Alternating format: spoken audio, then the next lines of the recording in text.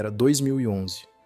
Um pesquisador da Universidade McGill, no Canadá, colocou fones de ouvido involuntários e pediu uma coisa simples: ouçam suas músicas favoritas. Enquanto isso, ele monitorava o cérebro de cada pessoa em tempo real. O que ele encontrou mudou para sempre a forma como a ciência entende a música. E vai mudar a forma como você se entende também. Você já sentiu aquele arrepio quando uma música toca? Aquela sensação que começa na nuca, desce pela espinha e toma conta do corpo inteiro? Talvez tenha acontecido num show, no carro, ou até de madrugada com fone de ouvido. Você não estava esperando. E de repente, aquilo. Isso tem um nome científico. E o que acontece no seu cérebro nesse momento é muito mais incrível do que você imagina. Bem-vindo ao Tela Oculta. Hoje a gente vai revelar a ciência escondida por trás de uma das sensações mais misteriosas que o ser humano pode sentir. Primeiro vamos nomear o fenômeno.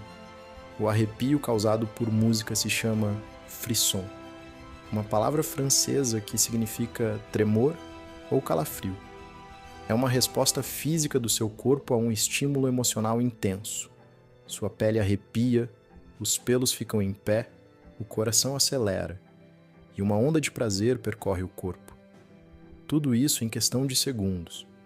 E o mais fascinante, você não controla, ele simplesmente acontece. Cerca de 65% das pessoas já sentiram frisson com música pelo menos uma vez na vida. Mas o que causa exatamente essa reação? Por que uma sequência de sons consegue fazer o corpo reagir assim? A resposta está numa substância chamada dopamina. Quando você ouve uma música que ama, seu cérebro libera dopamina, o mesmo químico liberado quando você come algo delicioso, quando você se apaixona, quando você conquista algo que queria muito. A dopamina é o químico do prazer, e a música consegue ativá-la com a mesma intensidade que experiências físicas reais. Pensa nisso por um segundo. Uma combinação de sons, algo completamente abstrato, consegue enganar o cérebro humano e fazer ele reagir como se algo real e importante estivesse acontecendo.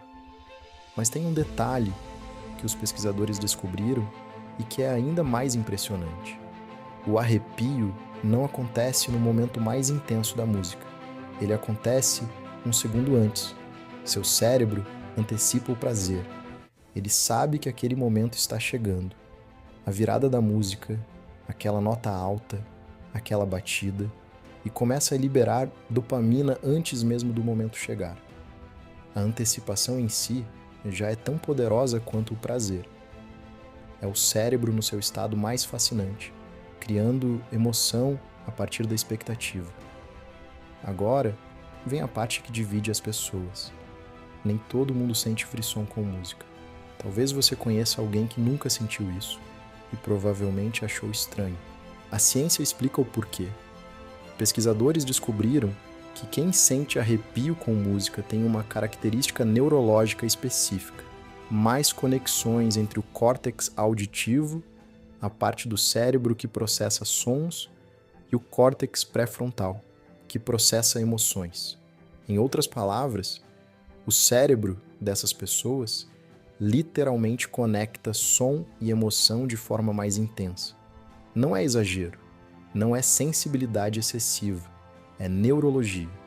Essas pessoas sentem a música de uma forma que outras simplesmente não conseguem, porque o hardware do cérebro delas é diferente. Mas por que o cérebro humano evoluiu para reagir assim à música? Afinal, do ponto de vista da sobrevivência, música não parece essencial. Você não precisa de arrepio com Mozart para fugir de um predador. Então por quê? Uma das teorias mais aceitas é que o cérebro humano evoluiu para responder intensamente a sons emocionais. O choro de um bebê, um grito de alerta, a voz de alguém com medo. Esses sons sempre exigiram resposta imediata, e a música imita esses padrões emocionais com precisão. Ela sobe e desce, acelera e desacelera, cria tensão e resolução, exatamente como a voz humana faz quando está carregada de emoção.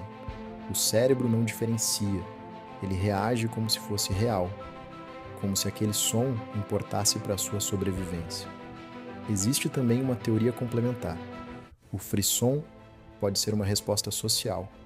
Quando os seres humanos primitivos se reuniam ao redor do fogo e faziam música juntos, a sincronização dos corpos, o ritmo, o canto em grupo, criava um senso de pertencimento e coesão.